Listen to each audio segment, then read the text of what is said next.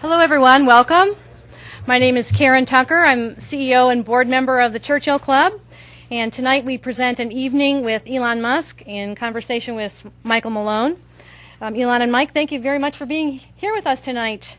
And I would also like to thank Microsoft for hosting this program this evening. Before we get started, let me mention some of our upcoming events. First, on Tuesday, April 21st, it's Virtualization, What's Next? 6 leading experts will talk about trends and the next generation of this hot technology area.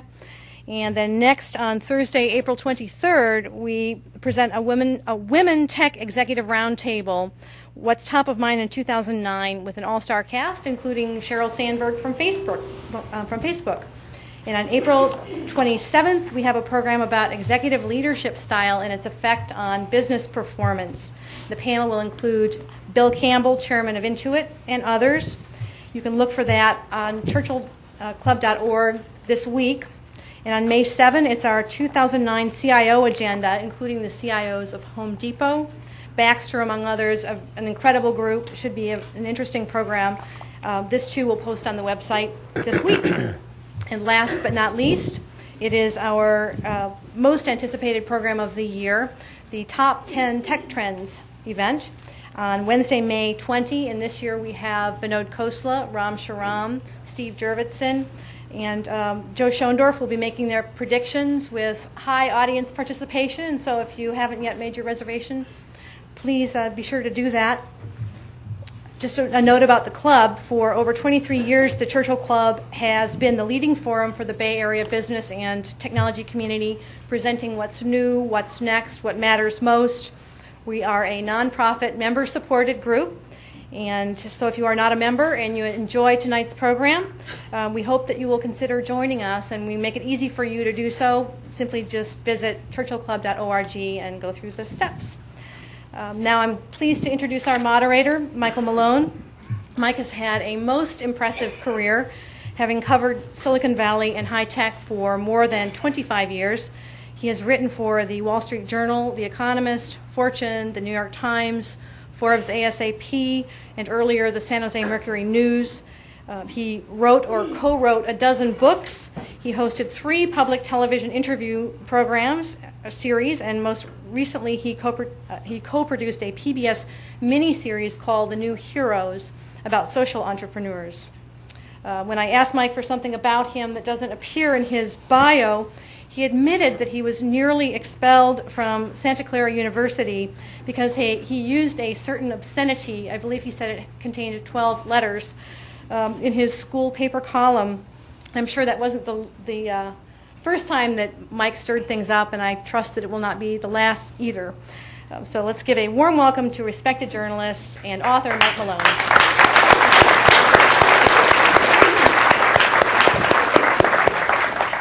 Good evening, everybody. Looks like we have a pretty full house. I recognize a lot of faces, and I promise not to, or try not to use that 12-letter word tonight. Elon might, but I'll try not to.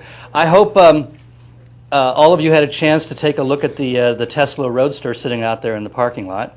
It was the one behind the orange cones that looked very different from all the rest of the cars out there. If you didn't get a chance, try to beat Elon out of here tonight and go take a look at it, or at least watch him tear out of the parking lot silently. So, allow me to do an introduction, sir. We've known each other a long time. We have. Churchill Club is 12 letters. Oh, yes, it is. Oh, my goodness. I was just thinking, it's hard to believe it was 28 years ago that Rich Karlgaard and Tony Perkins showed me a plan for this. And it was about this, just a few years before I was shown the plan for eBay. And in both cases, I said, I just don't think it's going to work. It's crazy. No, it's just crazy. So let me introduce you. 37-year-old Elon Musk was born and raised in South Africa, but left home at age 17 to make his way in the world. Living on as little as $1 per day, he eventually made his way to the Wharton School at the University of Pennsylvania, where he earned bachelor's degrees in economics and physics. Musk then attended Stanford's graduate program in high-energy physics, where he lasted exactly 2 days before dropping out to form a company with his brother. That company, Zip2, was sold for $300 million. Musk then founded X.com, an online financial services company. It eventually became PayPal, of which Elon was the largest shareholder. PayPal, as we all know, was purchased by eBay for $1.5 billion in 2002. When he graduated from Wharton, Elon determined the three important areas where he wanted to make a contribution was the internet, clean energy, and space. And with PayPal, Tesla Motors, SpaceX, and Solar City, he has done just that. And in the process, made himself one of the most celebrated entrepreneurs on the planet. Ladies and gentlemen, Elon Musk. Thanks. So let's begin with the topic of greatest interest to the audience here tonight, I assume. Tesla Motors. Okay. Where's the company at right now? Where do orders stand? Oh, Mike, I don't know what to tell you. It's been rough. No, I'm just kidding. It's actually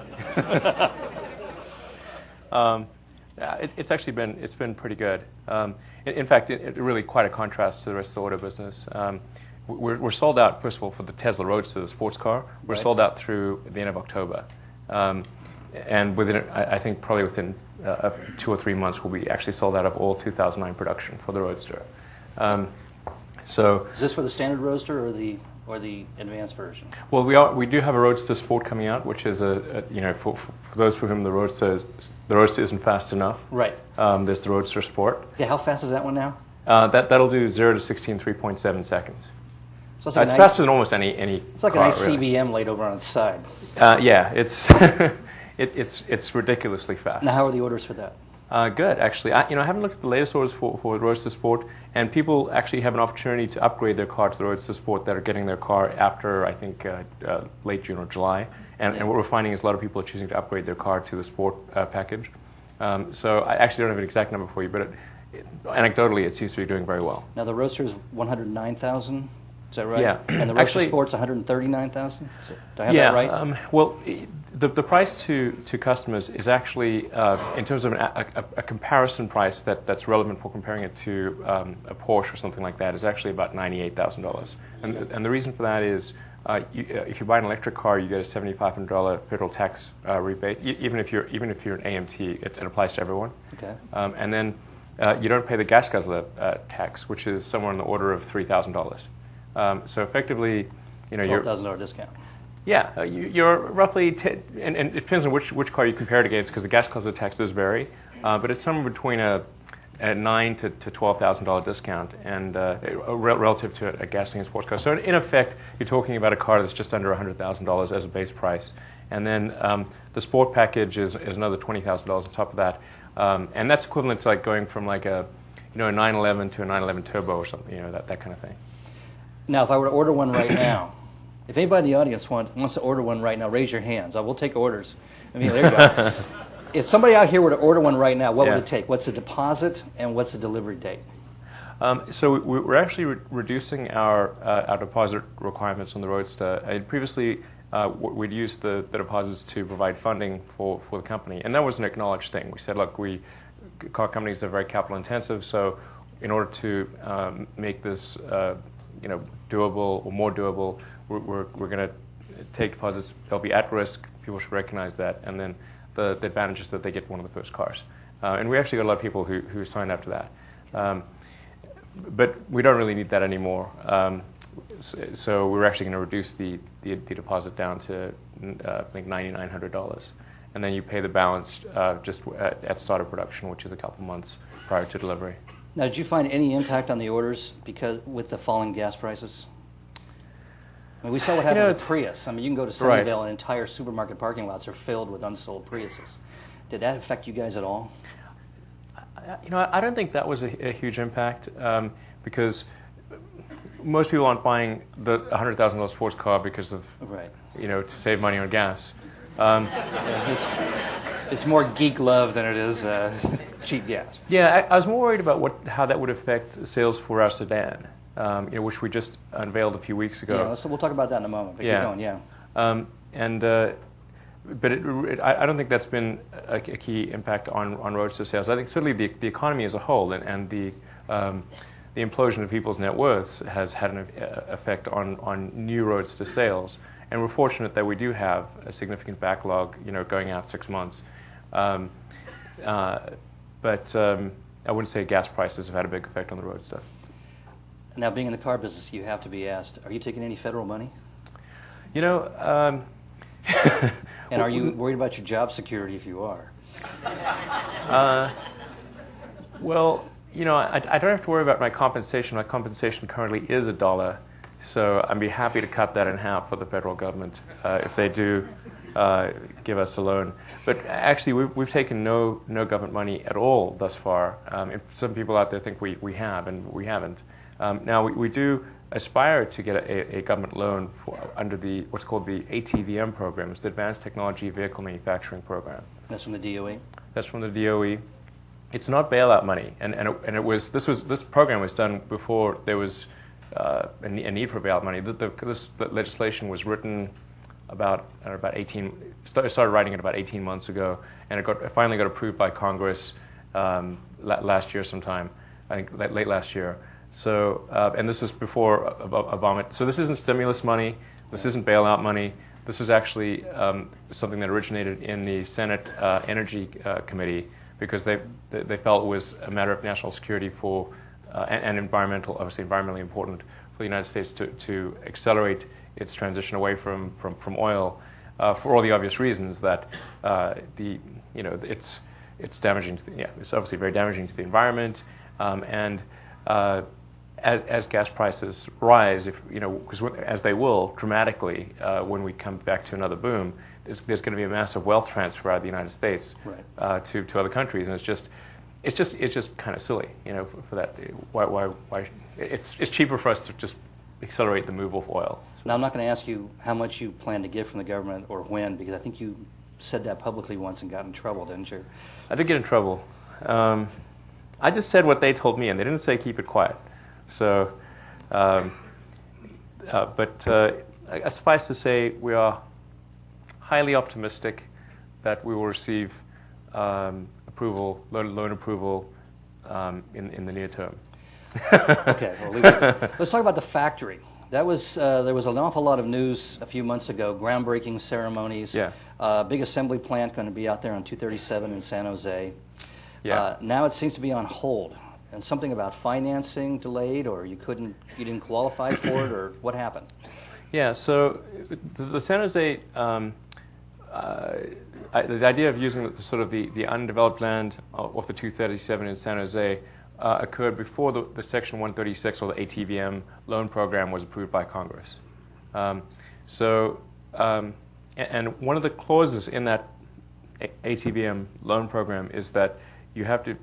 It gives preference to manufacturing facilities older than 20 years, which was actually it's sort of a quasi-Buy American clause because the foreign car companies that have factories here, almost all their factories are younger than 20 years. So it's essentially to bias the cash towards American companies that clause is put in. But nonetheless, it's there, which means we can't do greenfield. Well, I assume there's going to be a lot of empty buildings in Dearborn soon. Is that where you plan on going? No, we'll most likely be in Southern California. We actually have term sheets on 2 locations in Southern California. We looked first in the Bay Area. I'd love to take over NUMMI. That would be awesome. Yeah. I don't know if there's maybe at some point we'll have an opportunity to acquire NUMMI. That'd be great. I'll take that in a second. But that isn't available right now, and I don't think we can't afford it really, unless they give it to us. Which maybe they will. I don't know. Now, so where are the cars being manufactured right now? UK, at Lotus. Actually, the Roadster is considered a U.S. manufactured car. The final assembly occurs in the Bay Area in Menlo Park, of all places. That well-known auto center. Right. Well, bear in mind, we're talking low production for the Roadster. So This is a production rate of around about 25 a week. That might rise to 30 a week in the summer. So it's not. I mean, when you sort of add that up, that's 5 cars a day. I mean, that's like your average service center could do a lot more than that. So we install the powertrain in Menlo Park. We do final vehicle verification. We do the high-speed tests out at Moffett Airfield, and then we manufacture the battery pack in San Carlos. So it's by value talking about something mostly done here. Where do you do the tests at Moffett? On the airfield. On the runway? Yeah. Have any of you ever seen a Tesla racing down the runway at Moffett Field? Do you guys like to do it 3 o'clock in the morning or something? No, there's hardly any traffic on Moffett. Nowadays, true. Yeah. Let's talk about the new car, Sure. the S. Tell me about it. All right. This really is a great car. I mean, the Roadster is a good car. I think the S is a great car, and I think it's something that will. It's really quite historic, or at least it aspires to be, in that this will be the first mass-produced highway-capable electric car, and there's never been. This may sound strange, but there's actually never been a mass-produced electric car outside of golf carts, Is it the first non-internal combustion mass-produced car since the Stanley Steamer? Yeah, it might be. Wow. Okay. So yeah, I mean, there's been hand-built things and conversions of gasoline cars and stuff like that, but not an actual mass-produced electric car. So, no, of course, we have to mass-produce it for that to be true. So that's why I say it aspires to be. This aspiration is that. But if we fulfill that aspiration, then it'll be very historic. This is a car really designed to take full advantage of an electric powertrain. So the packaging is very optimized for that. The battery pack is in the floor pan between the 2 axles, so it's this big sort of flat battery pack. It looks a lot like a giant laptop battery pack. In fact, uses laptop cells. I was going to say, is it still just a ton of laptop batteries? Well, it's half a ton of laptop Half batteries. a ton of laptop batteries strapped together. Yeah. Now that's tricky, by the way. So in advance strapping is tricky. Yeah, I bet. Yeah. So you need a lot of processors, right, to manage all that. Yeah.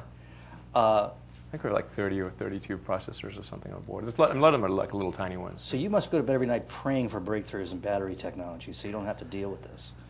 No, it's not too bad actually having lots of little cells. I mean, believe it or not, that is the highest energy density pack that you can make, is to use a large number of laptop cells. And we keep pushing on the cell manufacturers. And technically, by the way, a battery is a collection of cells. And the cell, if it's just one, it's a cell. And if it's 2, it's a battery.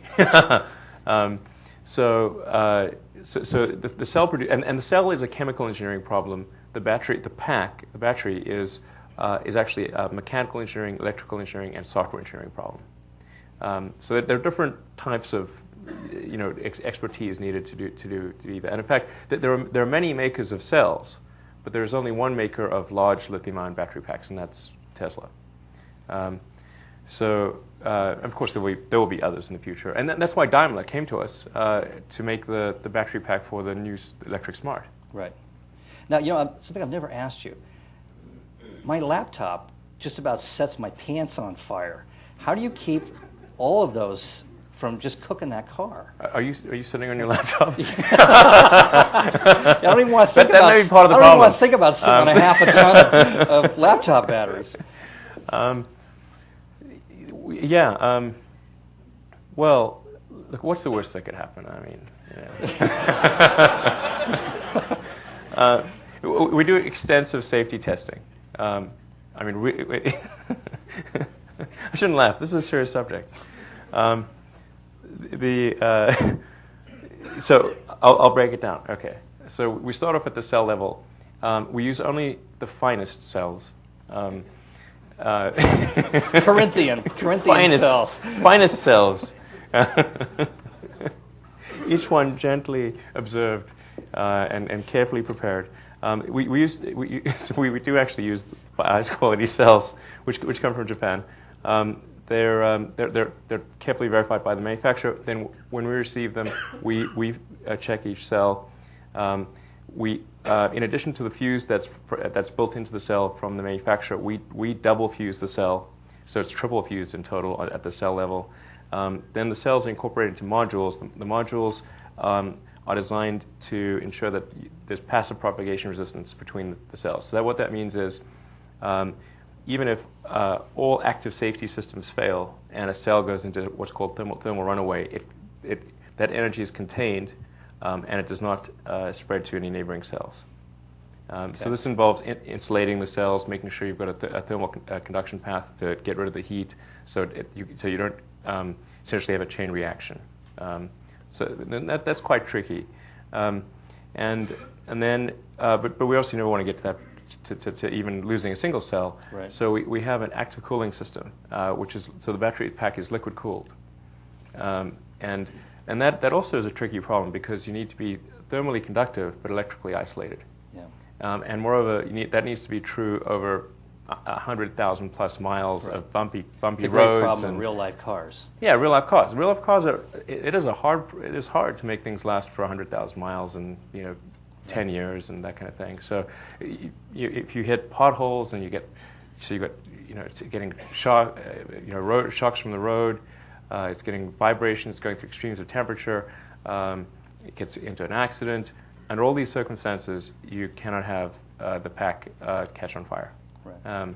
Very hard problem, and then also it must be you must be able to make the pack inexpensively. It's got to be pass all the regulatory requirements. You've got to preserve the pack so that you maximize the calendar and cycle life of the chemistry within the cells. Charging. So you have to deal with the DOT and the DOE. Yeah, Any branch of a lot of government departments. Yeah. Tell me more. I don't want to go into too much minutiae. Tell me more about the car. Yeah, sorry. What's the experience like? I should have talked. Yeah, I'll give you the sales pitch on the Model S. Okay, so this is a car that has a range of up to 300 miles. It seats up to 7 people. That's 5 adults plus 2 kids. And the way we get the 2 kids is it's kind of like the old station wagons. We have 2 rear-facing kid seats in the back. That's an option that you can order. I remember those days. Yeah, I mean, it's not great being in the back, but I guess it could be kind of fun if you're a kid and you can sort of watch all the other cars and stuff. And most people, when you put 7 people in a car, it's almost never 7 adults, and it's only occasionally, rarely, is it 7 people. So we try to make something that could substitute for your SUV, so you don't have to cart this gigantic 7-passenger SUV all over the place. It will be 5-star crash rated, and that's a very hard thing to achieve. In fact, today's 5-star will reduce to a 3-star in 2 years. Right, they keep moving the bar. Yeah, they keep raising the bar on to what's necessary to achieve a 5-star. So people might think, oh, I've got a 5-star today, it'll be like a 5-star in 2 years. No, that's like a 3-star in 2 years. I mean, you basically have to be, a Sherman tank level safety to get to 5 stars. We will be at 5 stars. I'll have my own kids in the car. We're not going to make something that's less than 5 stars. And you got to pass all the kids, too. Yeah, we'll be fully occupied in the car. And so the challenge then is to make it super safe, but not super heavy. So it is quite a difficult mechanical engineering problem and mass optimization problem. And actually, arguably, it will be safer than an SUV because it'll have such a low center of gravity because the battery pack is in the floor pan. That you're not going to have the tip-over risk. It's going to stay on the ground. Yeah. So I mean, if you're going on like some mountain path or something and you go off the side, I mean, it doesn't matter how many airbags you got. Right. You're toast. So you want to make sure you don't have tip-over risk, and then on tip-over risk, you'd actually win against an SUV. Tell me a little about the ergonomics. I hear you have some innovations on the dashboard. Absolutely. And that sort of thing. So for the interior approach, you can think of it like a giant iPhone. Okay, that's the center console. So imagine a 17-inch diameter iPhone. And that's the basic thought there. And 3G wireless connected. Really? So, yeah, absolutely. In fact, so it'll have your controls, your standard controls for stereo, HVAC, but it's also going to be able to connect to the internet. So you want to do Pandora radio, if you want to do YouTube, whatever you want to do. It'll have a browser. So it's just Linux running a browser. So if you want to look at your email while you're not driving. And in fact, there's some sort of interesting ideas people thought of. Well, like maybe you could have it read out your email to you while you're driving, right. And do voice commands on the computer. So and it's nice to allow people to develop applications that could run on the computer because it's a full-fledged computer. It's not some sort of dumbed-down car thing. And also you should be able to theme the display. So there's a 17-inch display in front, and there's about an 11-inch display in front of you. So it's user-modified display. Yeah. So there's a read-only display right in front of you, and then a big 17-inch touchscreen in the center console. And you can theme your cell phone, and customize it to your interests and needs. Well, why can't you do that with a car? You should be able to, Right. Seems like a reasonable thing. So if you want to see different instruments on the front, like you care about seeing this readout, that readout, you want it to sort of have a heavy metal look. You want it to look like country and western, whatever. Make it feel like it's more your car, not just something that rolled off an assembly line. So you could have the dashboard of a 67 GTO. Yeah, Stewart absolutely. Warner gauges Yeah. if you wanted to. You can have it look like steam gauges if you want. Yeah. To. Yeah, Right. absolutely. So this is your 5 Series killer. We're not going to kill. We're looking at 20,000 units a year, so we're not going to kill anything. Right. And we'll impinge on the market share of several cars out there: Lexus, Mercedes, BMW, Audi, Infiniti. But really, it'll be a small, a hardly noticeable impact on total sales. There's, well, at least there were 17 million cars sold in the U.S. a year. I think it's down about, not much, like Right. 9 million cars a year at the current run rate. So, if we're, even at my 9 million cars You're a year, rounding error. Yeah. yeah, and at that 20,000 is 10,000 domestic, 10,000 international. So we're talking, 0.01% of the car market. Okay, so give me some performance specs. 0.1%. Give me some performance specs on this thing. Price. Starting price 49,900. 49,000?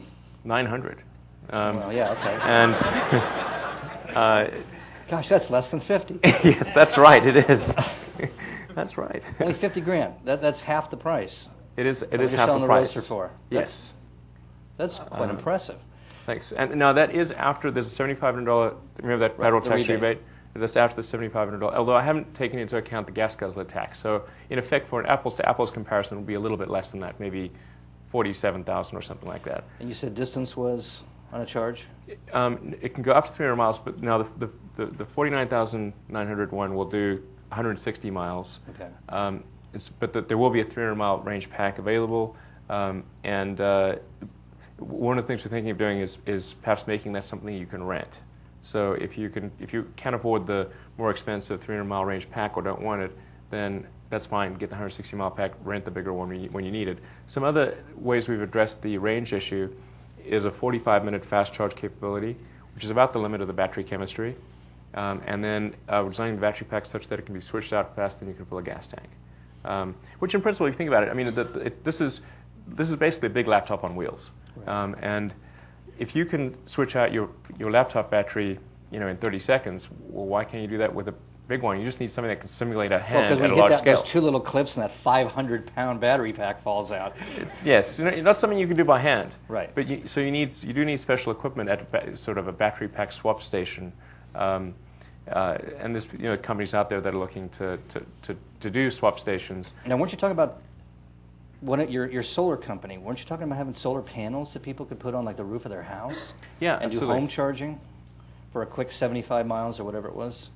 Well, the most efficient thing to do is to actually put solar panels on the roof of your house and just have them basically power your house, particularly during the day, because during the day is when you encounter peak load, Right. And they have to put the least efficient power stations online during the day, and then at night, at night it's actually better to charge your car at night.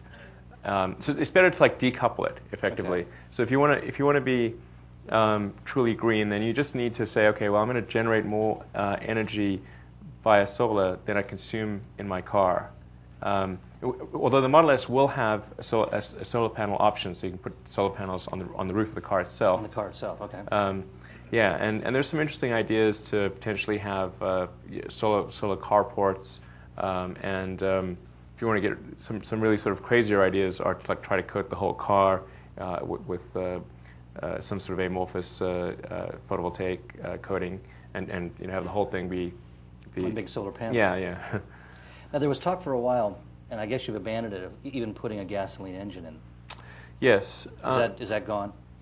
It is gone. We looked closely at the whole plug-in hybrid thing, and I guess about a week ago or so, there was a guy who sent me an email. He runs like a Volt site or GM Volt site or something, he's not working for GM, but he just said, so why isn't Tesla doing the range extended electric vehicle approach, the plug-in hybrid thing? And I just sort of gave him a kind of a matter of fact, this is why we chose the strategy of one another. And then, it's all over the place like, I'm trashing the Volt. I'm not trashing the Volt. I hope the Volt is successful. And I've said so many times. But I'm just explaining why did we not do that. So I'll explain here. I mean, basically, what it comes down to is it's a technical point. Because we had to sort of drill into it quite deeply to appreciate why it wouldn't be ideal, in our opinion, to have a plug-in hybrid. If you go from, say, if you consider a 200-mile range pack versus, say, a 40-mile range pack, it sounds like you'd have a pack that is 1/5 the size, right, for the 40-mile pack. But that's actually not true. So, because what happens is the 40-mile pack has to generate, particularly if it's a range extended electric, so you're not, the 40-mile pack has to generate 5 times the power. Right.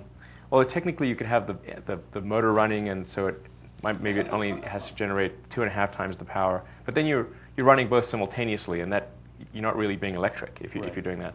So if you just consider the pure electric case, you've got to generate 5 times the power. But the way it works in battery chemistry is that power and energy work at opposites. You can either have a high power pack or a high energy pack. Energy is total mileage. Power is the rate at which you can take the rate at which you can consume that energy. Right. So in effect, you then push to a low energy density chemistry in a plug-in hybrid case. And because you're hitting the pack so hard, it's working so much harder than the bigger pack, that you have to derate the pack. Derate the energy content. So you end up with something which is close to half the size, maybe 40 to 50% of the size of the 200-mile pack. Okay. And then you've got to add in the cost and weight of the engine, the generator, all the cross connects between the two. You've got to factor in that there's servicing of 2 complete drivetrains. You still have to deal with all the EPA stuff for emissions. And then when you've consumed your 40 miles, which we'll do reasonably free, not every day, but maybe every 3rd day, you're then going to have something which is massive, an engine which is really underpowered. Right. It's going to push this heavy car down. Yeah, it's going to feel like I've got a lawnmower engine trying to power my sedan. And it's going to be running at very high RPM. It's going to be working really, really hard. It's not going to make that 100,000 miles. It's going to be tough, yeah. And so you really, it's going to feel very anemic on the highway, and so it's problematic. You're neither fish nor fowl, and it stands to reason that if you've got a given mass and cost, and you say to an engineer, make the best electric car for a fixed mass and cost, or you say to an engineer, make the best gasoline car, fixed mass and cost, it's going to be a better gasoline car or a better electric car than if you split the baby. So you're not trashing hybrids, but you just did a pretty good job of trashing hybrids. Well, I could be wrong, I'm just saying that's the reasoning that caused us to focus on electrics and continue to focus on electrics. Let me ask you a Silicon Valley question. Yeah. Your vice chairman, and for a long time the CEO of the firm, is a name out of the Silicon Valley past. Zev Drury, a guy that we haven't seen around here for 30 years, who ran Monolithic Memories, way back when. Kind of a legendary figure, kind of a swashbuckling guy. I seem to remember he was running Monolithic Memories, and the Yom Kippur War broke out, and he literally called into the office and said, I'll be in Israel until the war is over, and volunteered and went off to battle. Unique guy, but he's been missing from action around here for a long, long time. Where did you find him? And why would you get a chip guy in a battery business, in a car business? Sure. How do we find him? Actually, it was through one of the investors at Tesla. Zev is a car guy. I mean, he went into sort of racing, did a lot of racing, and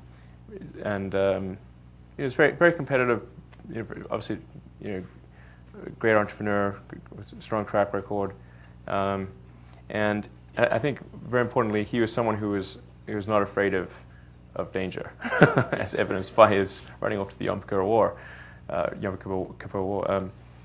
So, towards the end of 2007, we needed to find a CEO for Tesla, and we didn't have a lot of takers because it was a very difficult situation, and there weren't very many people with the guts of Zev, anyway, so Zev I thought was somebody who could help get us out of a pickle, and who wasn't afraid to try to do that. And I mean, it's hard to describe. Tesla was in a really dire situation at the end of 2007. It had come to light that the car's cost was $140,000. We'd been selling it for $92,000. You're going to make it up in volume. Right. Yeah. And not only that, we couldn't. I mean, there were several things broken about the car technically. Transmission being the most notable item, but there were a lot of other issues. So it really wasn't a car that could even if we said, okay, we'll accept the $140,000. This isn't a car that would have passed safety and reliability and endurance tests. And so it was just wow, and we were sort of out of money, or close to being out of money. So this is like 18 months ago. In a situation like that, you got to be pretty bold if you want to come in and run, help run the company. So, and he was willing to do that, and he'd sort of, like I said, he'd taken things from very tough situations before, and so he joined as CEO, and in effect he and I were kind of the co-CEOs of the company, because he was coming in cold and didn't know any of the background, and although I'd been at sort of a fairly high level up to that point, and not in the nitty-gritty, at least I had the contextual background. So he and I basically ran the company together for about 18 months. And then when the financial crisis hit, I guess it was the financial crisis hit, and I was like, oh man, okay. So I got to up my time in the company and go from being kind of the half CEO to the full CEO, because I also had to up the ante in terms of my investment in the company financially. So it's like, all right, if I'm going to do that, then I got to be the full CEO, not the half CEO. Well, now bold is the ultimate entrepreneurial trait, and you obviously have it. I want to go back. Let's talk about your upbringing. But before we do that, real quick, 40. How much for the S? 49,900. Okay. Yeah. How fast? It's 0 to 60 in about 5.5 seconds, and top speed 130 miles per hour, electronically limited. We will have sport versions of the S that will have it 0 to 60 of under 5 seconds. But 5.5 seconds in a sedan is plenty fast. Oh yeah. I'm thinking about those kids in the back seat facing backwards. Yeah, it's not 3.9 seconds like the Roadster, but it's pretty fast. Yeah, real fast. All right, let's talk about your upbringing. You leave home at 17, and you want to get to the States, right? Was that your dream? Yeah. First of all, you didn't want to be in the Army. That didn't seem like a good use of time. Being being conscripted in the South African Army just didn't seem like a great way to spend time. So, without your parents' approval, you take off and you end up in Canada first. Well, so I was trying to figure out how to get to the U.S. So try to convince my parents to move there. Oh, my parents were divorced, so at least one of them could move there, and I could move there with them. But I wasn't successful in convincing them. And but then I found out my mother had been born in Canada. So I kind of walked her through the process of getting her Canadian citizenship, which allowed me to get my Canadian citizenship, which meant I could go to Canada. And my grandfather was American, actually, but because my mother hadn't gotten her American citizenship before he died and before certain age restrictions, I wasn't able to get American citizenship, unfortunately, directly. So I went to Canada initially. Canada's a great country. I was there for about 3 years, and and then came down to the States to continue going to school at UPenn with Wharton. And you live on $1 a day. How did you? Well, how do you live on briefly, yeah, but how do you do yeah. that? I mean, there's several times in your life when you're It's a long time basically ago. well below the poverty line, right? And this is one of them. But $1 a day was 20 years ago. Yeah. So it was that's like $2 a day. $2 a day. Well, there's all the difference. It is all that does make a big difference. Yeah. Well, I wasn't quite sure how much money, how hard it would be to get a job or anything like that. So I hadn't really had a real job because I was only 17. So I'd done like paper routes and stuff like that. So I thought, well, just in case it takes me a long time to get a job, I better make sure that my tiny stash of money lasts a long time. So I only had a few $1,000s. So I thought, well, let me see if I can live for under $1 a day, and you can do it. I mean, you just buy like hot dogs in bulk and oranges in bulk, and scurvy's bad, so you could have an orange, throw an orange in there. That's when the blisters start forming on your tongue, it's time to get an orange. An orange every couple of days will keep scurvy away, and hot dogs are like it's just sort of like pasta and pasta sauce. Just buy the stuff in bulk, and you can get, at least at the time, you can get to under $1 a day. So now you pick up 2 degrees. It got a little monotonous after a while. But. Yeah, I can imagine the 14th day in a row of spaghetti. Right. A lot of people pick up econ degrees. A lot of people pick up physics degrees, but not many people pick up both of those. Those are 2 different worlds. I thought it was relatively unique, and then I found out actually somebody else did it. But yeah, I was. It was. Just I mean, I'm more an engineer than anything else. Engineering and design is my interest. But I figured if I don't learn the business stuff, then somebody else is going to make me do things I don't want to do. So I better learn, the secrets of business. And so that's why I did the physics degree as well as the Wharton finance degree. Now this is the most... Finance stuff was easy, by the way. That was really, I'd say all of my business courses, in the final year, all of my business courses together were not as hard as quantum mechanics. Okay, I'll buy that. So now, this is the mythical moment in your career. You get accepted to grad school at Stanford. That alone's a pretty big deal. You're in physics. Well, to be precise, actually my initial department was the material science department. And you use the word high energy physics, and that's actually a defined term in physics. Technically, I would have actually been in kind of the quantum mechanics more than high energy physics, because the area I was going to be researching was sort of an intersection of applied physics and material science, and basically trying to figure out, can you create a capacitor with enough energy density to replace a battery. Now, capacitors are very common components in circuit boards, and they are occasionally used to store limited amounts of energy. But the problem is that the energy density does not compare to what a battery can do. But if you could get a capacitor to approach the energy density of a battery, then things like charging could be done in minutes or seconds, technically.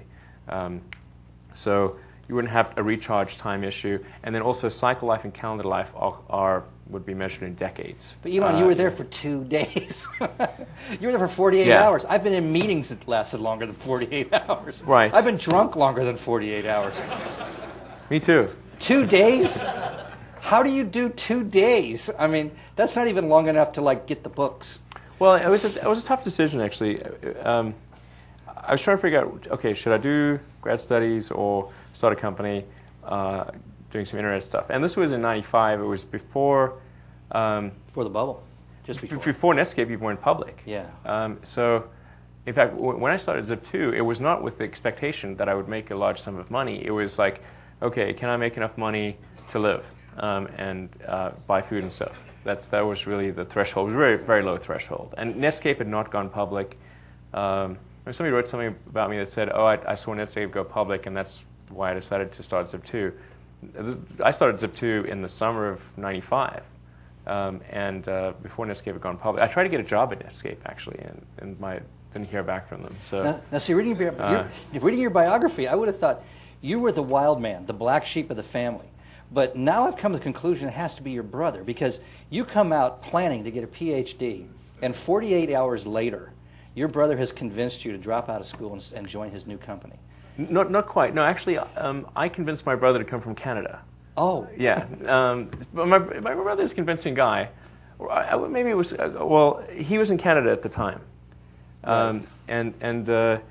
But I always wanted to do something with my brother, and he wanted to do something with me, and so. The $300 million shared gift is a pretty good gift for you. Yeah, but I really, at the time, expectations were really tiny. Now, is this when you were sleeping on the floor in your office?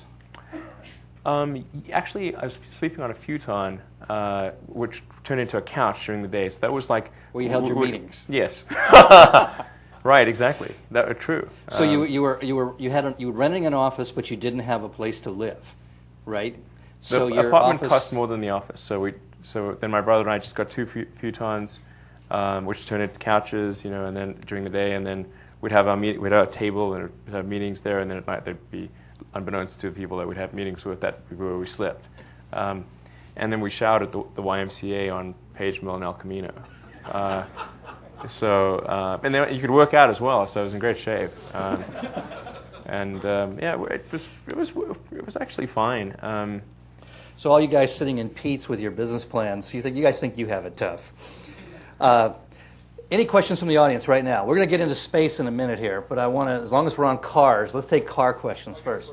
Yes, sir. Elon, congratulations on your success. It's very impressive. Please wait for the mic.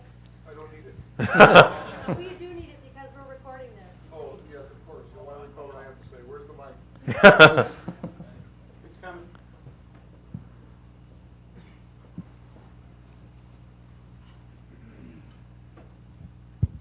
Thank you. I'm very interested in your idea about email being built into your next car.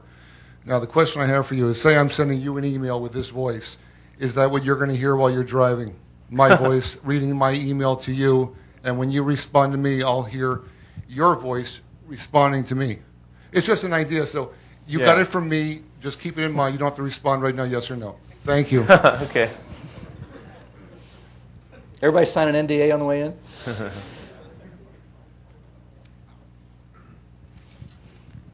Why did you name the car Tesla? The company's named after Nikola Tesla, who's actually very well known in physics, because units of magnetism are actually units of Tesla, and he came up with a number of innovations. He also went crazy, but so hopefully that's no indication of the future of Tesla. But I mean, he was a great man, and didn't get. I think the popular side of things hasn't gotten quite the recognition that he deserves. So it was a choice between Tesla or maybe Faraday, after Michael Faraday. So capacitance is measured in farads, by the way, in farads. So. Could you give us your perspective on the future of Detroit? Future of Detroit, wow. Well, the companies are going to be smaller than they used to be. I don't think I can actually. I'm not sure I could shed any light that people don't already know about Detroit, and that it's going to be a much smaller industry than before. I think there's a good chance it will emerge healthier from this process than it's been in recent years. I mean, GM and Chrysler in particular, and to some degree Ford, this was inevitable. It was only a question of when. And so the financial crisis kind of accelerated the inevitable, but it didn't. It would have happened anyway. There need to be substantial reforms on the management side and on the labor side, and I think really they need to get back to. They need to focus on producing great products. That's what it really comes down to. If you say who makes great cars, how many people in this room would say GM? It's kind of unusual. People say that. If you said, tell me who makes the best cars in the world, it might be a Toyota or a Daimler or a BMW or an Audi or something like that. So, I mean, that's really what great companies are built in great products. Hopefully. But now, once you prove mass production of electric car, why wouldn't the M&A guys from General Motors and Ford come knocking on your door? Well, I point out that if you there needs to be some currency for that acquisition. Right.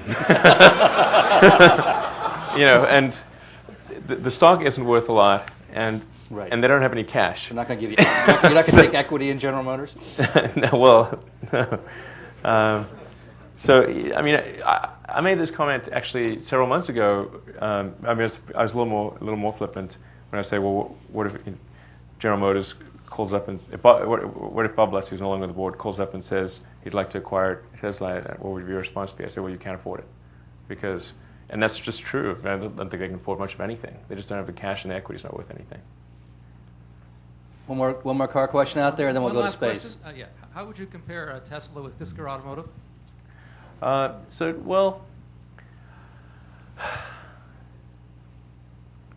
Fisker is producing a plug-in hybrid.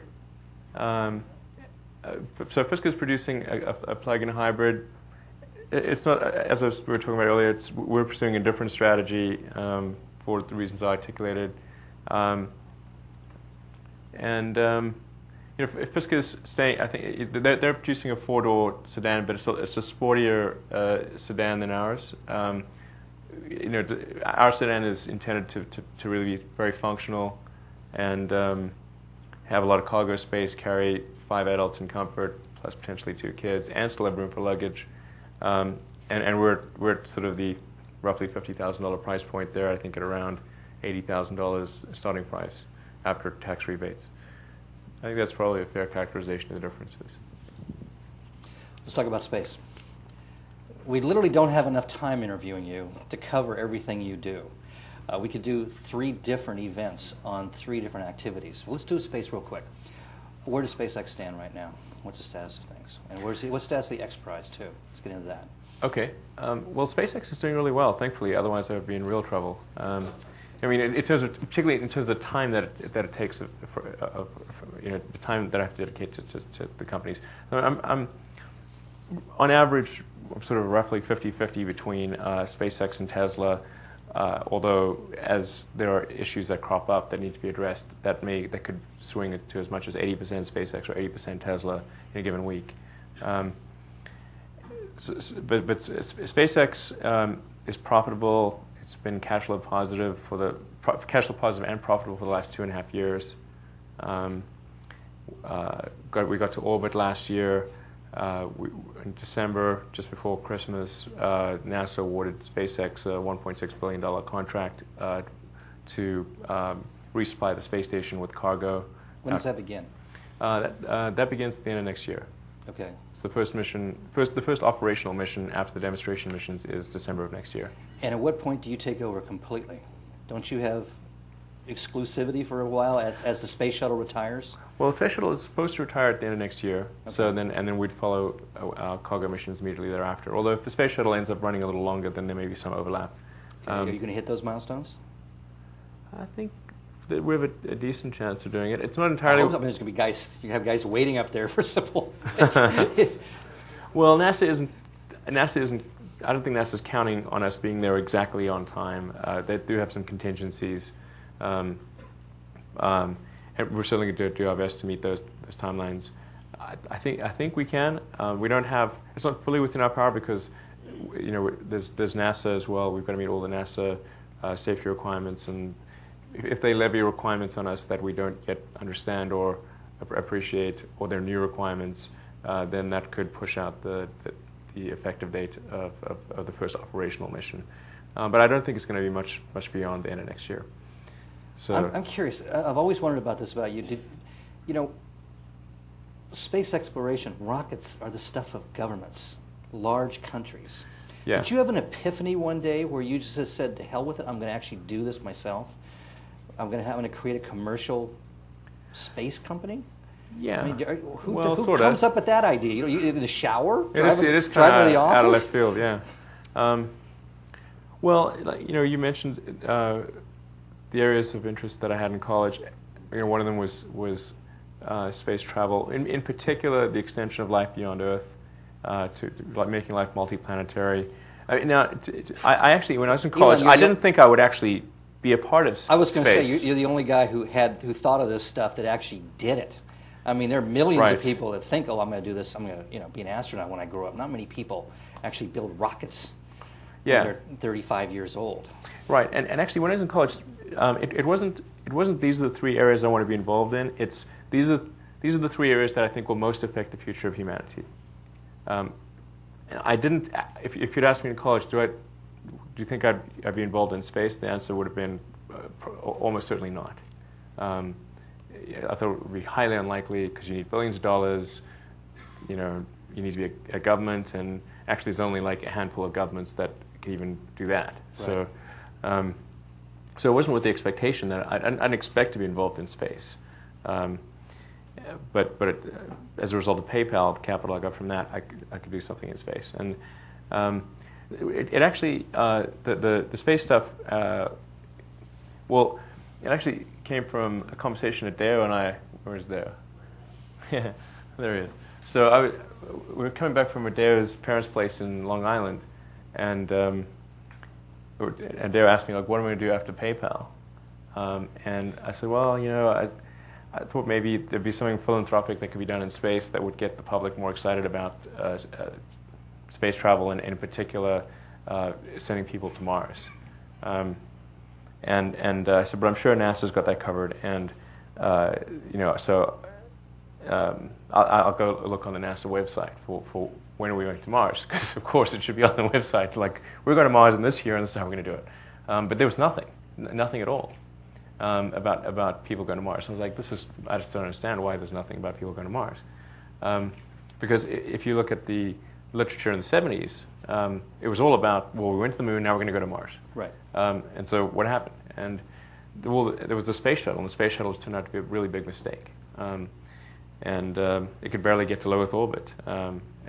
Forget about Moon or Mars or anything like that. And so I thought, well, geez, maybe I can do something that's going to get the public excited about Mars, and that will generate congressional support, which will turn into funding for NASA to go do this. And looked at a few different options. Actually, Adeo and I did a couple of trips to Russia to look at buying some refurbished Russian ICBMs. Right. And that's just change the it's telemetry exciting. a little bit. Yeah. Yeah, make sure you shift the payload. Like, which button do we press?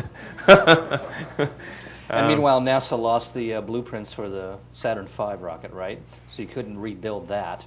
Right.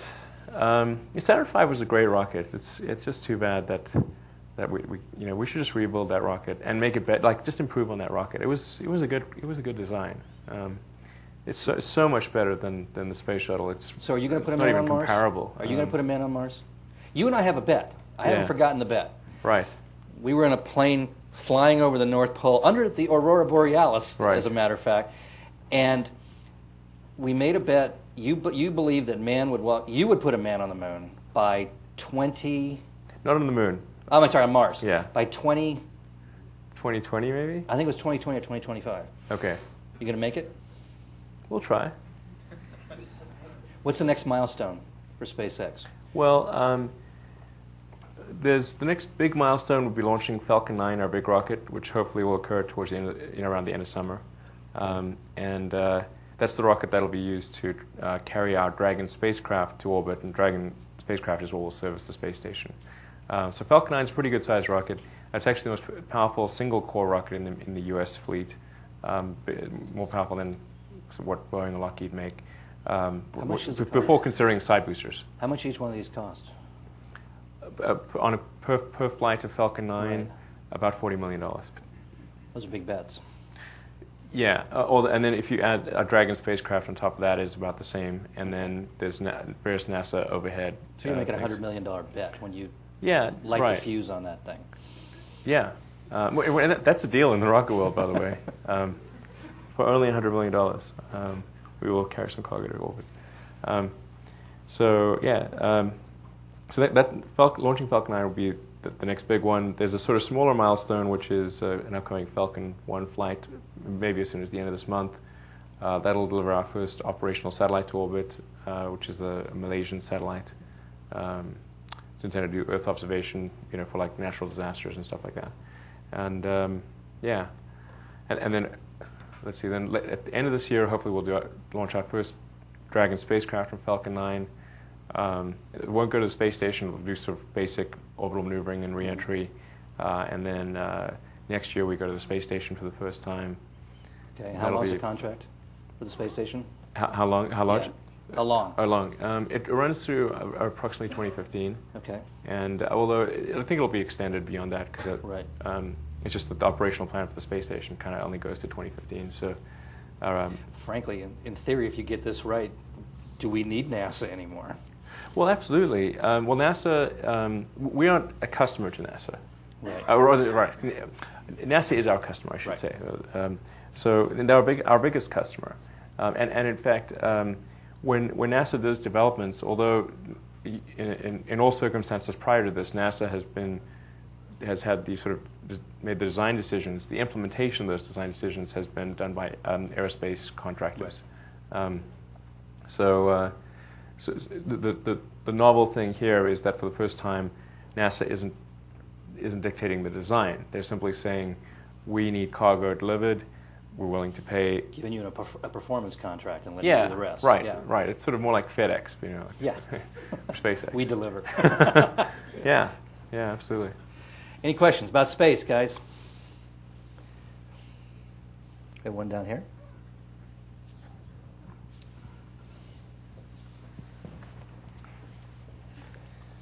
We have a Homestead High School junior asking a question. Is this on? Okay. So for your Falcon series, you decided to use the Merlin engine, right? Right. We developed the Merlin engine, actually. Yes. Yeah. My question for you is, why did you go for the single or one type of engine and then use 9 of them on the Falcon 9? How many is Yep. it? Because I've seen a lot of other in the history of space. It's like everyone, like above 5, you're like, oh my God, the turbo pumps are all going to blow up or something. And then, so why did you choose that instead of developing a larger engine? Well, I should point out, like the Saturn V, although it had 5 engines on the first stage, also had 5 engines on the second stage, and then 1 engine on the third stage. So it was actually an 11-engine rocket. Falcon 9 has got 9 engines on the first stage, 1 on the second stage. So it's actually one total of 10, so 1 less than a Saturn V. And the advantage of the 9 engines is that you can lose an engine at any point, including immediately after liftoff, and still complete your mission, which was not true of the Saturn V. The thrust weight of the Saturn V was about 1.15, so you actually had a very dangerous point immediately after liftoff where you could potentially subside if you had an engine failure within the first few seconds. With rockets, because you're taking off vertically, it actually for the first stage, it actually the initial boost stage points you towards having more engines. Because if you want true engine out capability, because you always have to have a thrust weight greater than 1, otherwise you're coming back. Whereas in aircraft, you can have a thrust weight of much less than 1 and still be okay, because you can sort of glide and reduce your climb rate and that kind of thing and still be okay. So it actually it does push you to have more than say, like 747's got 4 engines, but the equivalent for a rocket would be some number greater than 4, and maybe it's not as high as 9, but we needed 9 to achieve the payload requirements that our customers wanted, and as long as you're very careful about ensuring that the problem with one engine cannot cascade into problems with another engine, more is actually better. Google operates with tens of thousands of computers rather than a few giant mainframes. It also fits with the Tesla model of having 8,000 little batteries. If you think 9 engines is bad, try 6,831 cells. Next question.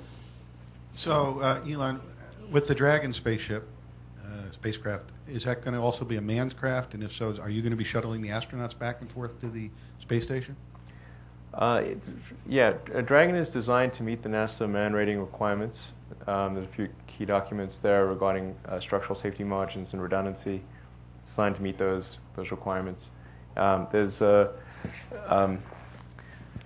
G-loading, max G-loading, and dealing with worst case abort conditions and that kind of thing. All those things we're designed to meet. there's one key development item that we need to finish, which is the escape tower, so that we have a launch escape system in case something goes wrong with the core booster. It can carry the capsule to safety. It's also something they had during the Apollo era, but they don't have that for the space shuttle. And really the two weak areas of the space shuttle, and the two most dangerous periods for a manned vehicle are during the ascent phase and the descent phase. There are fundamental architectural flaws with the shuttle approach. One is on the ascent phase, there is no escape system. They decided they didn't need an escape system because the shuttle would never fail. Really? We're like, wow, okay. So there's no escape system. If anything goes wrong on the ascent, it's curtains. And then on reentry, particularly the initial part of reentry, which is the high heating point, because it's not a naturally stable vehicle. You've got to have control surfaces and wings. So it has control surfaces and wings. So if anything happens with the control system, so any the electronics that don't work or malfunction, or there's a hinge that isn't working properly in one of the control surfaces, that's it, you're toast. It's not naturally stable.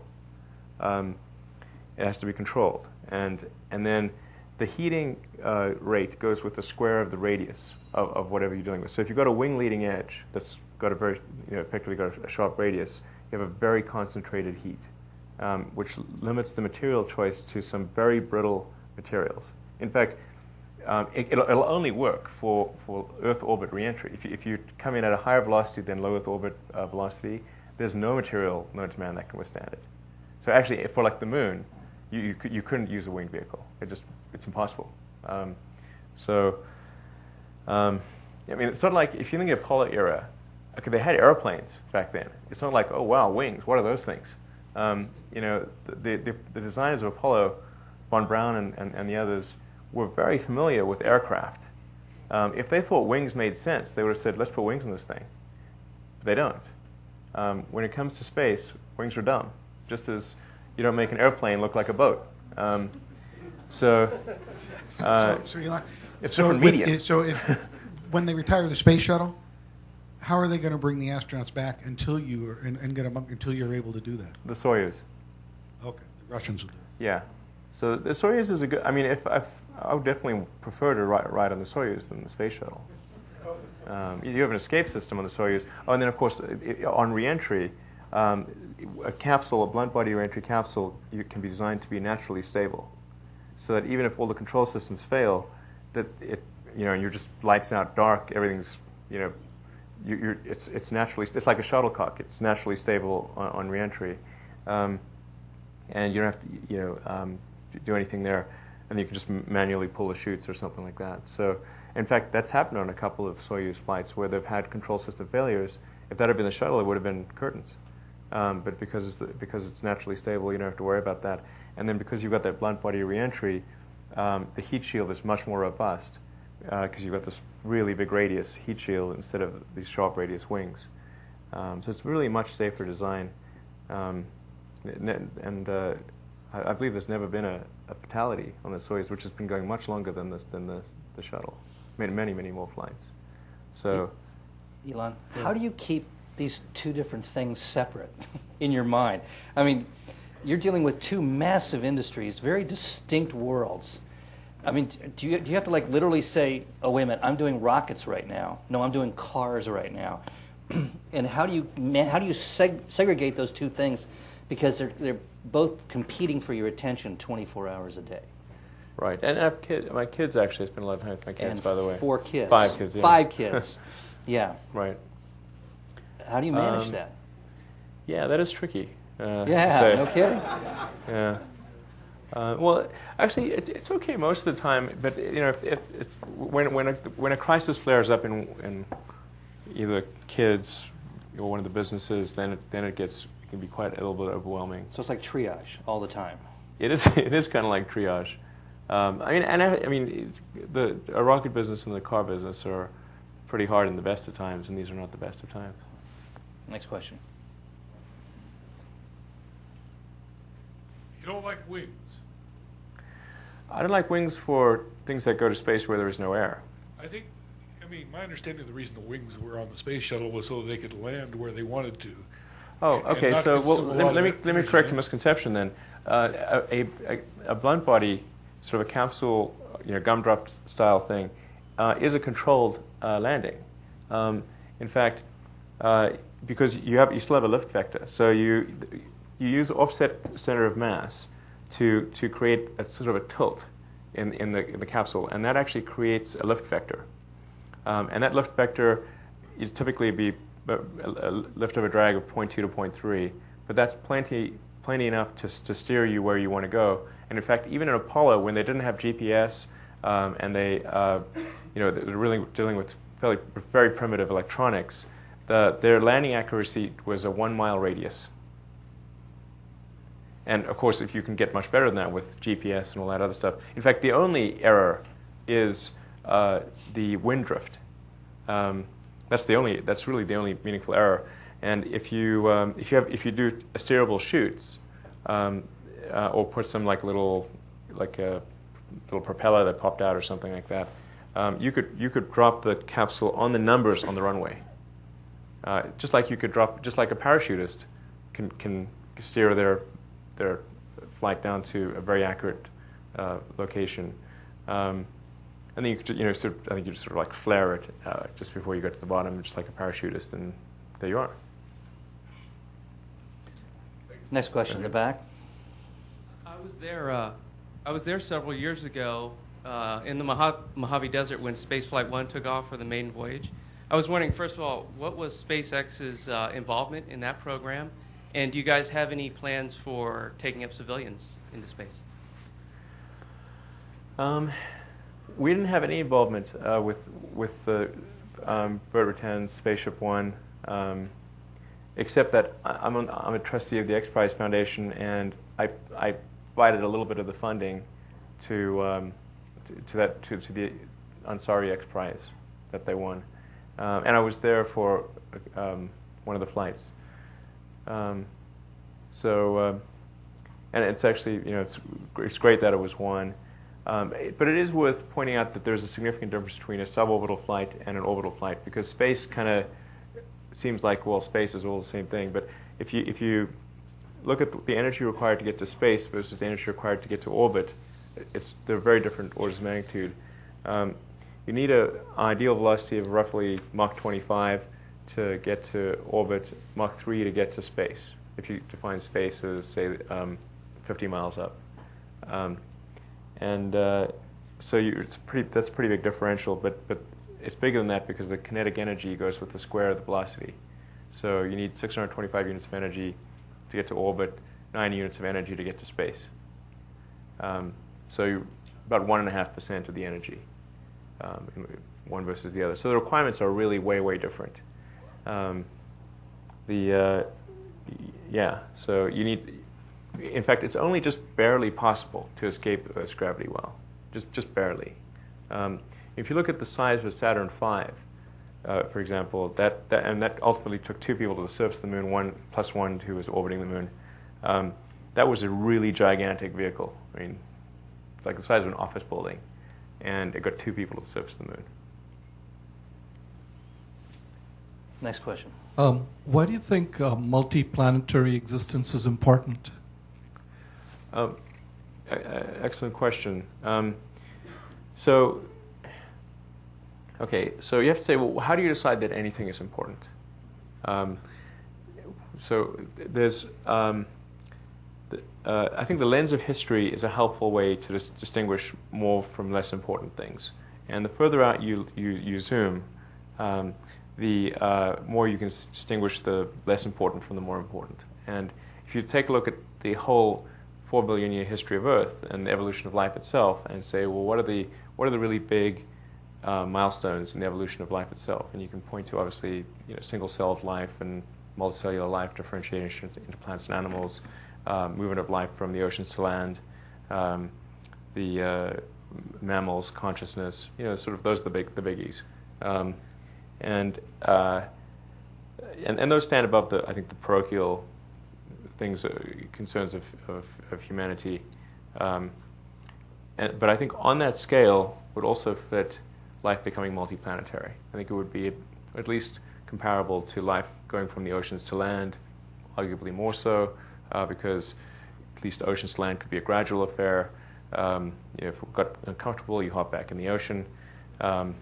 It's a lot harder to go over, to travel 1 billion miles over, irradiated space, and then land in a hostile environment and create a self-sustaining and growing, life ecology. That's really, really hard. And in fact, this is the first time in the 4 billion year history of life itself that it is even within the realm of possibility. So I think, therefore, if something is important enough to figure on the scale of the evolution of life itself, it should be at least considered, say, worth about as much money as we spend on lipstick. Maybe not as much money as we spend on healthcare, but that's a lot. But enough on, maybe north of cosmetics or something. So I think we should spend a little bit of our resources doing that, and that's just a wise bet for life as we know it. So it just seems like that should make it important enough for a little bit of money, like maybe 0.5% of our GDP or something like that, and that'll be enough to do it. Anything you want to say on Solar City? Solar City is doing great. Thank goodness. It is. Tell the audience what it is. Sure. Solar City is the country's largest provider of solar power systems to homes and small businesses. So outside of the utility scale solar activity, and it was co-founded and run by Peter and Lyndon Rive, who are my cousins, in interest of full disclosure. So I serve as the chairman there, and I provide some advice strategically and on the product side. And but thankfully, it requires almost none of my effort, and those guys are just awesome in terms of their execution of Solar City, having grown it to a leadership position in the course of 3 years. So if anyone's thinking of getting solar, call like 1-800-SOLAR CITY, something like that, or 888, I'm not sure. Any questions? Next question. So, so how does that work? I mean, you've convinced the NASA to give you like a huge contract.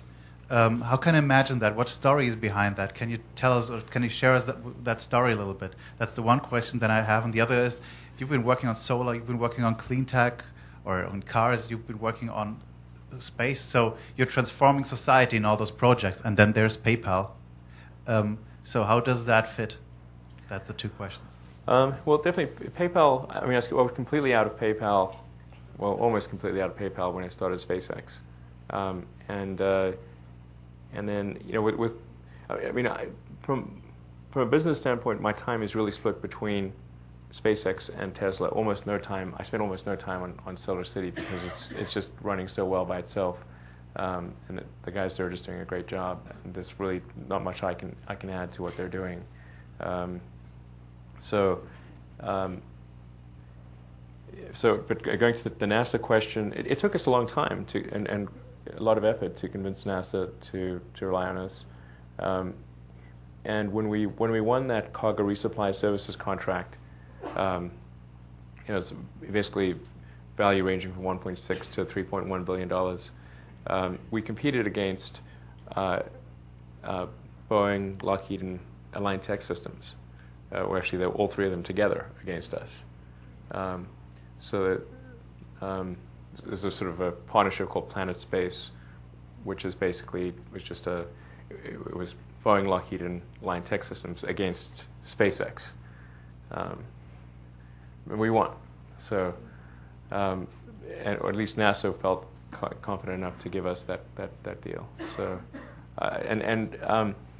preceding that, it had been sort of 6 years of working to gain their confidence.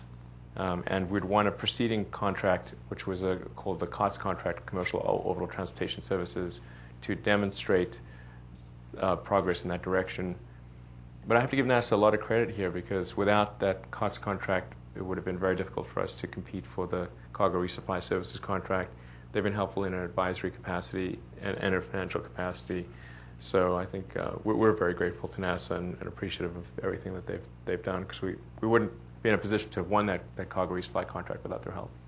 So. During that microsecond each day that you actually have to contemplate other activities, what are you dreaming of now? I mean, I really, my mind is full. Just dealing with SpaceX and Tesla and then family matters. I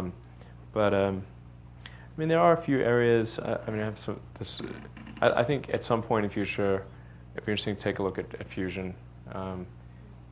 That's a tough problem, and it's something that I think we could solve. But it would, I'd say me. I mean, I think humanity could solve that problem, but it is a very tough one. And maybe there's something where I could be helpful there. But that's just completely speculative. I mean, it could be totally wrong. Success may not be one of the possible outcomes. Hey, if you can get me to sit on 3,000 laptop batteries, you can get me to sit on a fusion reactor. Yeah. Well, fusion. There's I think some scale is needed for fusion, probably. Although there's some ideas for having smaller scale fusion. I'm not talking about cold fusion, but sort of kind of fusion at sort of a nanoscale, if you will, like basically very small amounts of fusion in a little container.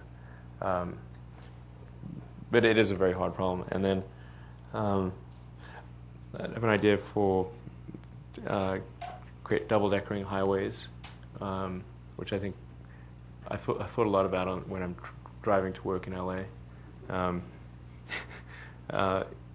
The highways, I mean, it would just be, I think if you create prefabricated sections of a highway and did a very efficient kind of a metallic structure that could withstand the worst earthquakes, and the trick would be making it light and very strong and inexpensive.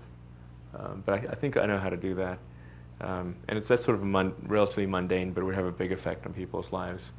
And I have this sort of idea for an electric plane, which I think could be pretty cool.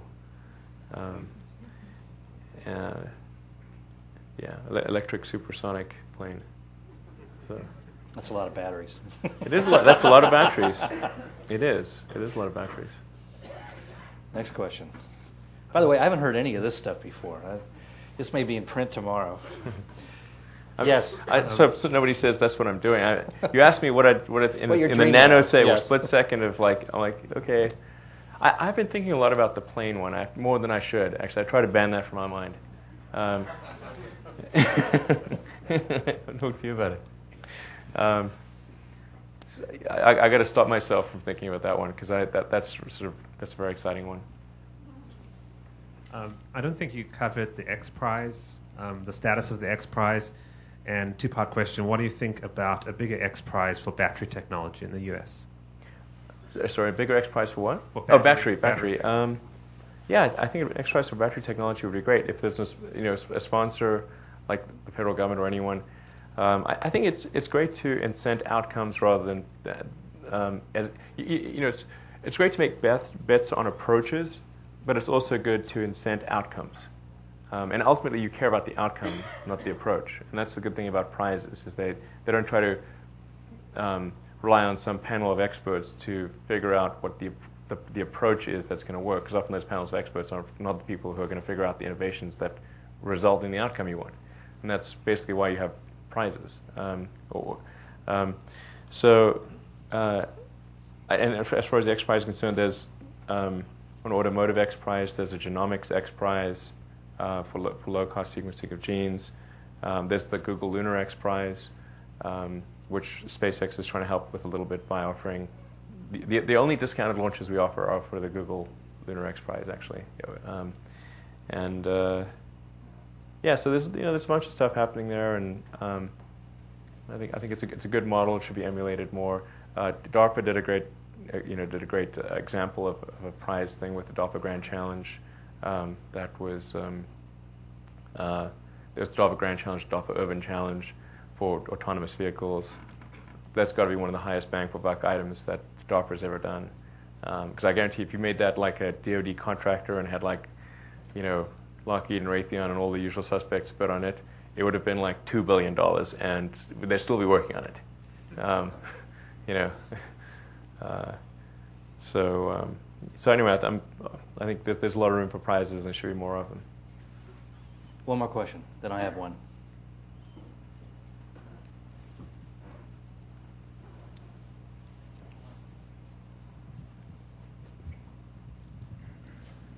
Given the range of technologies and areas you've touched, I'm curious what your take on robotics is. It almost seems on like robotics? On robotics, exactly. It seems close enough to what you've done, but I haven't heard you talk about it.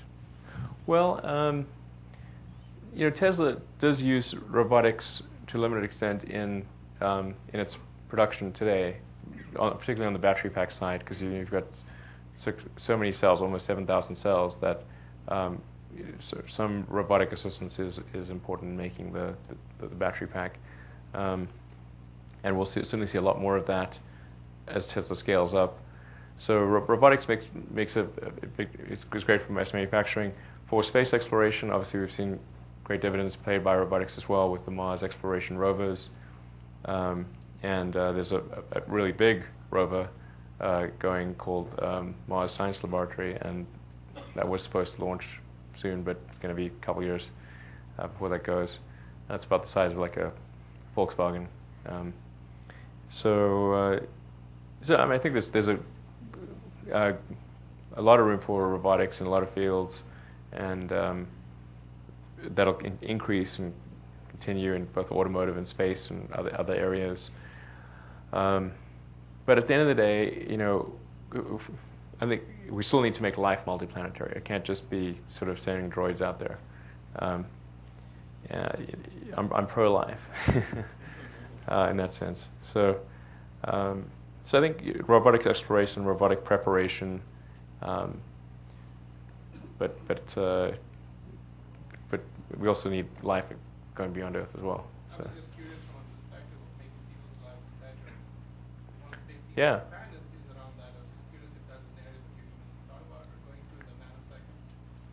No, I haven't really thought about robotics personally, but just not to say that I don't think there are lots of things that could be automated and where there could be robots that help people in their daily lives.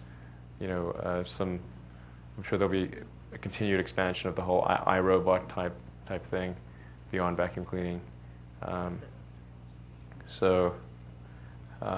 Yeah, I think it's a great area. So I have one last question for you. I've followed your career for a long time, known you for a long time. Yeah. For many, many years, you were very successful, but largely anonymous.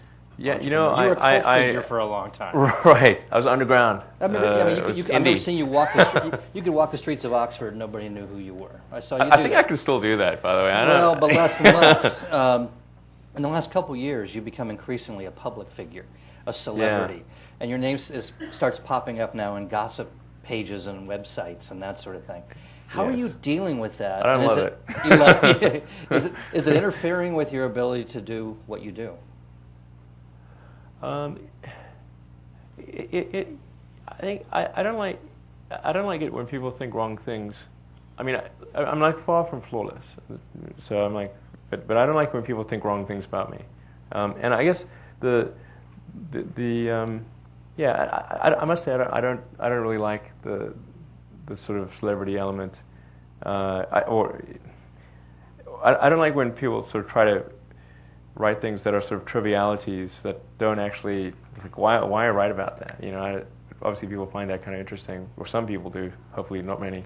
I don't know, sometimes people say like wrong things that I get, concerned that, well, what if my kids read that, because they're 5 and they're starting to read. And that's probably the most concerning thing. I'm not too worried about it from a business standpoint, because most people that I interact with, particularly if they've known me for a while, they know what's true and what's not true, and in a lot of cases they don't care anyway. Even if it was true, they don't care. But it does concern me if my kids were to read something that was just not true. I mean, you understand, as Tesla continues to be successful, and as SpaceX begins to assume the role of the space shuttle, you begin to become something like Henry Ford and Wernher von Braun combined. And that's a level of celebrity few people ever know. And are you ready for that? I'm probably not ready for that. I'm not a naturally extroverted person. In fact, I used to be horrendous at public. I mean, I'm not that great as it is, but I used to be really horrendous and just sort of shake and be unable to speak. But I kind of learned not to do that. So, I mean, I'd much rather just be, doing engineering and stuff and design. So that's really what I like to do. But I mean, I'm happy to, and I like doing things like this, which are fine. And but if you're in the car business, you got to sell cars and stuff. So I gotta go out there and be promotional. But there are other people at Tesla that actually are much better speakers and sellers of the car than I am, I think. So. Oh, that's hard to believe. Anything else you want to tell these folks out here?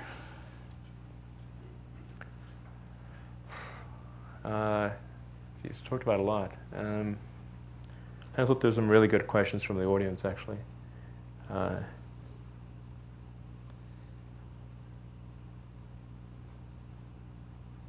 Put your money down now. Right, I mean, I don't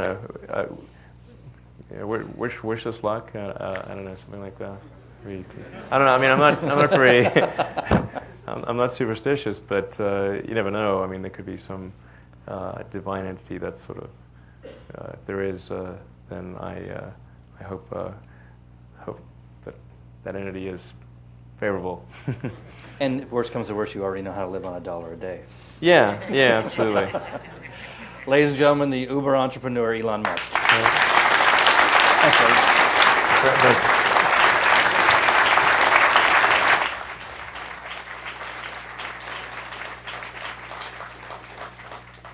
Elon, Mike, thank you so much for being here. We know that you have very busy schedules, both of you. We very much appreciate you taking time to speak with us this evening. And as a very small gesture of thanks, we have a wonderful Churchill Club t-shirt for you.